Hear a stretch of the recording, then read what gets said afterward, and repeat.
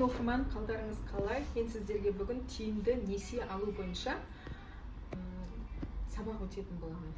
Яғни тегін сабақ. Бізде көбінесе тиімді несие алмайды. Как будто банк тегін беріп жатқандай жүгіріп барып, бұған анализ жасамай, банктерге жүгіріп барып кредит ала береді. Яғни көптеген қарыздарды дорбалап, ертең күнгі төлей алмай, оны просрочкаға шығып жатқан адамдар көп. Яғни бізге жазып жатқандар.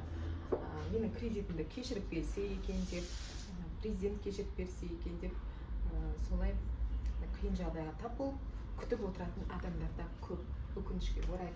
Енді сіздерге мен тиімді жолмен қалай кредит алуға болады, соны түсіндіріп кеткім келеді.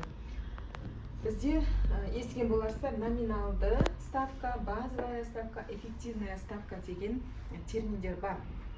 Мысалы, ұлттық банкер, біздің ұлттық банк, олардың ставкасы, базовая ставкасы 13,5% болады.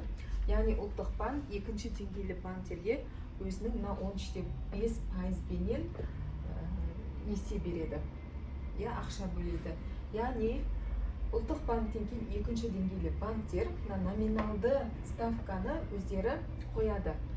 Яғни номиналды ставка 14-17% деп олар өздерінің өнімдерін рекламалайды, жарнамалайды. Сосын клиент банкке кредит алуға келеді, сол кезде менеджерлер түсіндірмеу мүмкін оларға мынау ставкаларды. Себебі кредит алғаннан кейін мынау 19-17 деп номиналды ставканы жарнамалаған соң, мынау эффективная ставкамыз 30% немесе одан да көп пайызға өсіп кетеді. Кредит алған соң бұны көп адам біле бермейді, анализ жасамайды.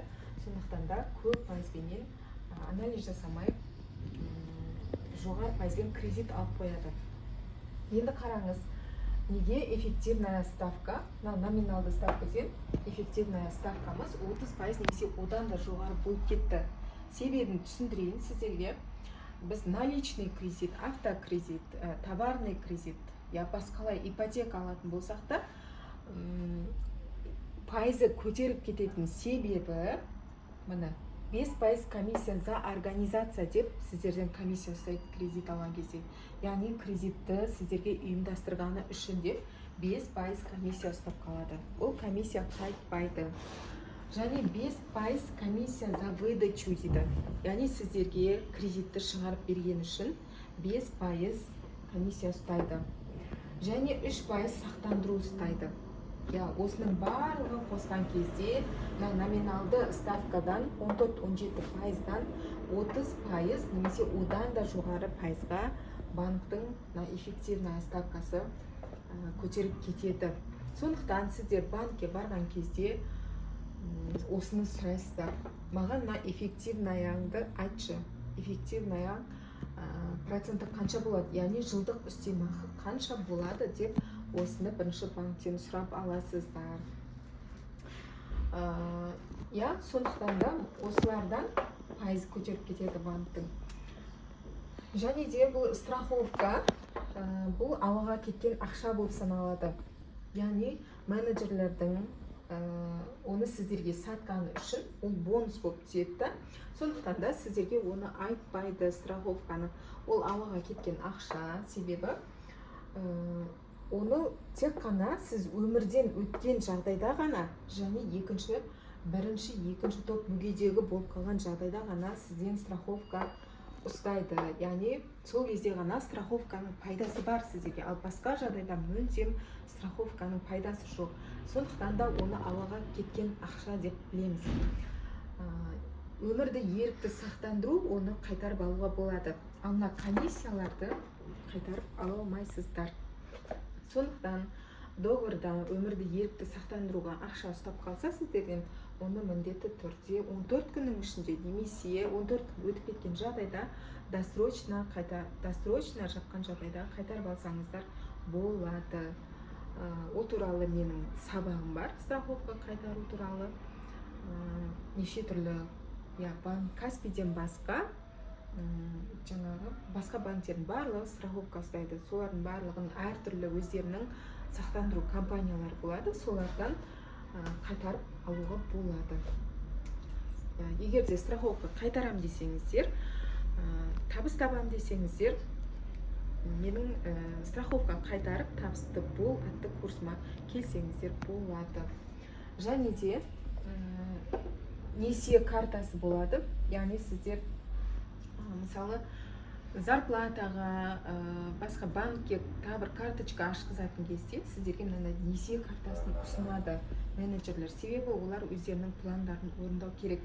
Яғни Каспирет, Пайда, Майкарл, Наматбук деген сияқты осындай бонусный карталар ашқызады. Олар бізге зиян, яғни шығын болып келеді. Себебі оларда лимит жүреді, сіздер оны байқамайсыздар. Сіздер бұл картаны қолданбауларыңыз да мүмкін, қолданбасаңыздар да лимит жүреді. Сондықтан мысалы ол картаның ішінде 100 000 теңге лимит болса, 10-ға көбейтсеңіздер 10 000 теңге сіздерге шығын болады. Яғни 50 000 теңге лимиті ашық болса, 10-ға көбейтсеңіздер 50 000 теңге шығын болады. Егер де сіздер ертең ипотека рәсімдейтін болсаңыздар, осындай карталарыңыз болса, аштырған бонусный, олар сіздерге ертең шығын болып келеді. Сондықтан бұндай карталарыңыз болса, жаптырып тастаңыздар. Тегін келеді сіздерге кеңесім.